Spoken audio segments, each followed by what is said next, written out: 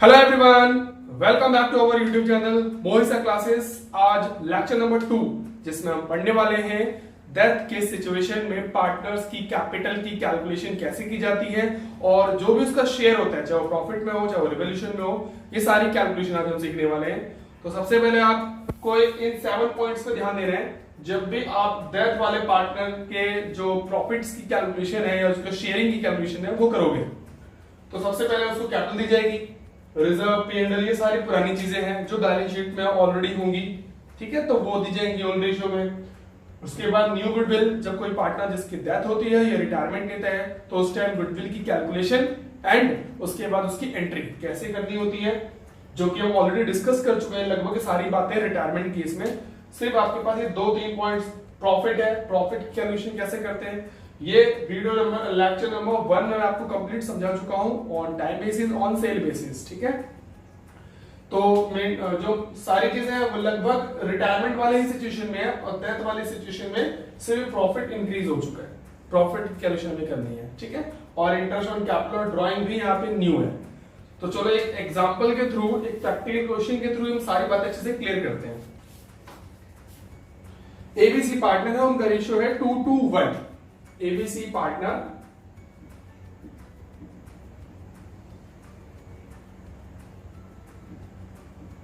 2:1 है, बी की डेथ हो गई है तो 2/5 और डेथ कब हुई है 15 जून, मतलब अप्रैल मई जून, वो 15, तो पूरा जून तो है नहीं इसलिए 0.5 तो आधा महीने, तो इसका मतलब 2.5 मंथ तक ही करंट ईयर में जिंदा है, अलाइव है, ओके। उसके बाद उसे सबसे पहले उसके लीगल रिप्रेजेंटेटिव जो भी उसका एग्जीक्यूटिव है उसको क्या क्या देना है। सबसे पहले बोले कैपिटल देने के लिए, तो कैपिटल का फॉर्मेट है जिसमें मैंने सिर्फ बी का कॉलम बनाने की बात कही है क्योंकि बी की ही डेथ हो रही है। तो बी वाले कॉलम में by balance brought down, B को कैपिटल देनी है 25,000। उसके बाद बोला गया है गुडविल की कैलकुलेशन करनी है, तो वर्किंग नोट मैंने बना रखा है, यहाँ पे वर्किंग नोट बनाएंगे। पहले गुडविल की कैलकुलेशन कर रहे हैं हम, कैसे करनी है, एवरेज प्रॉफिट 4 सालों को लेना है, 4 सालों का एवरेज 15, 17, 19 और 13, 15,000, 17,000, 19,000 और 13 डिवाइडेड बाय 4, 64 डिवाइडेड 4, ये हो गया आपका 16,000। और उसको फिर प्राइस करना है, नंबर ऑफ परचेज जो है वो 3 है तो 48,000, ठीक है। ये है गुडविल की कैलकुलेशन, ये पूरे फॉर्म की गुडविल है। तो आपको तो पता ही है, फिर हमें क्या करना पड़ेगा, सबसे पहले हमें सी का शेयर है, सी का शेयर 2/5 है, वो हम डिवाइड मल्टीप्लाई करेंगे तो कितना होगा 5, 19, 66, 9, 19, 200। ये है बी का शेयर जिसकी जनरल एंट्री क्या होगी, जो पार्टनर जाता है यानी क्रेडिट, जो पार्टनर रिटायर हो रहा है या जिसकी डेथ हो रही है उसको पैसा दिया जाएगा ना, तो उसके अकाउंट में पैसा ट्रांसफर कर रहे हैं और ये पैसा किसके लिए लेते हैं, रिमेनिंग पार्टनर से। तो 19,200 रुपए दे रहे हैं सी के अकाउंट में, और ये पैसा ए और सी से कौन से रेशियो में लेंगे हम, sacrifice, adjustment, entry 4, goodwill, gaining ratio, क्योंकि जो बी जा चुका है तो न्यू रेशियो क्या बनेगा, ए और सी का 2 और 1, तो गेनिंग भी 2 और 1, 2 और 1 3, 6 और 4 64, 128, क्लियर है। उसके बाद नेक्स्ट पॉइंट है, उसको प्रॉफिट का शेयर देना है, तो हम प्रॉफिट की कैलकुलेशन करते हैं वर्किंग नोट में। प्रॉफिट कैसे, 4 ईयर का एवरेज प्रॉफिट लेना है, तो आपको मैंने 2 तरीके बताए थे, on time basis, on sale basis, और यहाँ पे टाइम बेसिस वाला फॉर्मूला अप्लाई करना है जिसमें एवरेज प्रॉफिट फॉर्मूला होता है। तो एवरेज प्रॉफिट 4 सालों का कितना था, 16,000।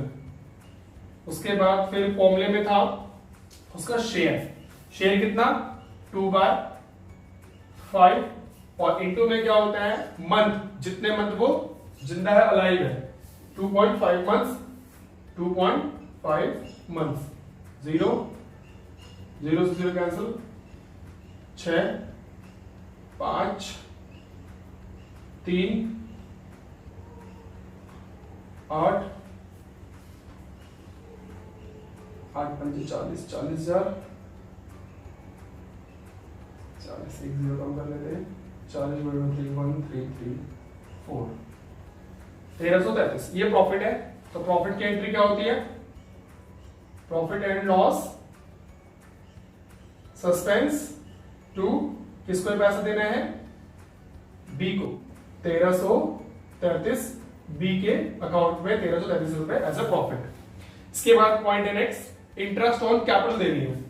तो थर्ड वर्किंग नोट बनाएंगे हम, इंटरेस्ट ऑन कैपिटल। तो भाई जिसकी डेथ हुई है तो उसकी कैपिटल ले लो 25,000 और फिर परसेंटेज है 12% और 2.5 मंथ, क्योंकि वो जुलाई तक ही अलाइव है तो जुलाई तक ही इसको इंटरेस्ट मिलेगा। तो वो 2.5 मंथ हमने काउंट कर लिया था। 0.0 30 कैंसिल, 12 से 12 कैंसिल, 25 25 625। तो इसकी जनरल एंट्री क्या होगी? इंटरेस्ट ऑन कैपिटल एक्सपेंस है हमारे लिए, ठीक है, फॉर्म के लिए एक्सपेंस है। वही पैसा किसको जाने वाला है? बी के अकाउंट में, बी के अकाउंट में 625 और 625। उसके बाद क्वेश्चन में कहा गया कि बीज लीगल रिप्रेजेंटेटिव जो भी है उसको आप पेमेंट करोगे और कंप्लीट वर्किंग नोट बनाओगे। तो वर्किंग नोट कंप्लीट है हमारे पास। आपको देखना, जो मैंने आपको स्टार्टिंग में 5 चीजें बताई थी कि सारी चीजें फॉलो होगी कि नहीं होगी, ये सारी चीजें आप कैपिटल अकाउंट में रिप्रेजेंट करोगे। तो देखो सबसे पहले बैलेंस ब्रॉट डाउन ₹25,000। उसके बाद फिर क्वेश्चन में गुडविल दी, जिसकी एंट्री क्या था, क्या क्या ये वाली एंट्री, ये AB2C गुडविल की एंट्री। तो 2 वाला पार्ट यहाँ पे 2B, तो अमाउंट A एंड C वाले कॉलम में, वो तो हमने बनाया नहीं है, तो इसलिए हम इसके डेबिट में कोई एंट्री नहीं करेंगे। क्रेडिट में by A capital by C capital, मतलब हमने B का कॉलम बनाया तो सिर्फ B वाले कॉलम में पैसा क्रेडिट होगा, जाएगा, ठीक है। और निकलना कौन से अकाउंट से? A और C के, तो A और C का कॉलम नहीं बनाया इसलिए हम डेबिट साइड को एंट्री नहीं करेंगे। इसके बाद प्रॉफिट की entry by profit and loss suspense, ये सारी चीजें क्रेडिट होंगी, पार्टनर्स कैपिटल बढ़ती है इससे।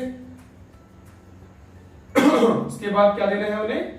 Interest on capital 625, clear. इसके बाद ये सारी चीजें करने के बाद आपको इन 5 पॉइंट्स को, 7 पॉइंट को देखना है कि भी कोई चीज रह तो नहीं रही है। बैलेंस शीट, पुरानी चीजें, रिजर्व, P&L, WCF, ये सारी चीजें आपको बैलेंस शीट में मिलेंगी। एक बार हम चेक कर लेते हैं। रिजर्व है और ओल्ड गुडविल भी है, तो रिजर्व और ओल्ड गुडविल, रिजर्व की एंट्री किस साइड होगी?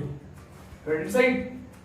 क्रेडिट साइड रिकॉर्ड करेंगे बाय रिजर्व, और रिजर्व में सिर्फ उसका शेयर ले जाएगा बी का। बी का शेयर 2/5 है, रिजर्व कंप्लीट है 25,000, तो उसका 2/5 कितना होगा? 10,000, 5 दूनी 10। और इसकी एंट्री अगर करना चाहें तो एंट्री भी कर सकते हैं हम।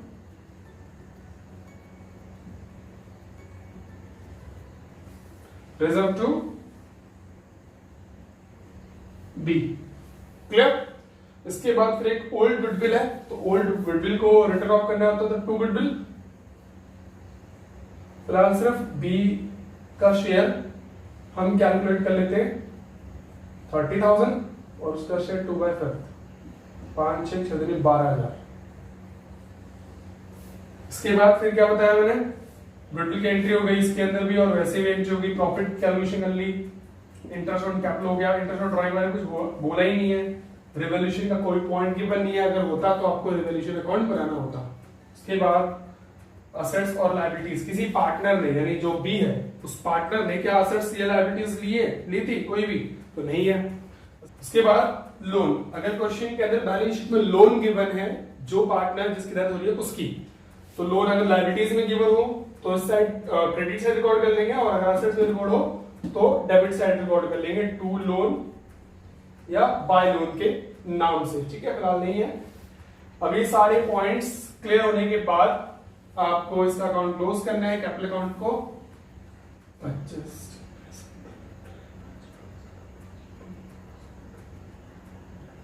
इसका टोटल 56,158 से लेस करेंगे 44,158, यह आएगा आपका टू बी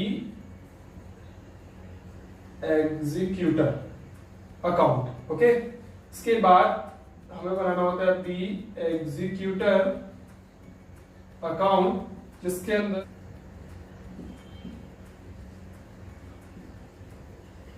इस capital account B's executor account के अंदर पहले लिखेंगे हम by B's capital 44,158। Okay, and then अगर क्वेश्चन में बोला भी इसको पेमेंट कर दो तब तो डू बैंक लिख देंगे, बट क्वेश्चन में कुछ नहीं बोला है तो हम क्या समझते हैं हमें कि कोई पेमेंट नहीं करनी, तो इसे हम लिखेंगे बीज एग्जीक्यूटर लोन अकाउंट। ओके, और ये सारा पैसा 44,158 ये हम लोन में डाल देंगे 44,158। ओके, तो उम्मीद है कि आज का पूरा कॉन्सेप्ट आपको समझ में आ गया हो। Thank you.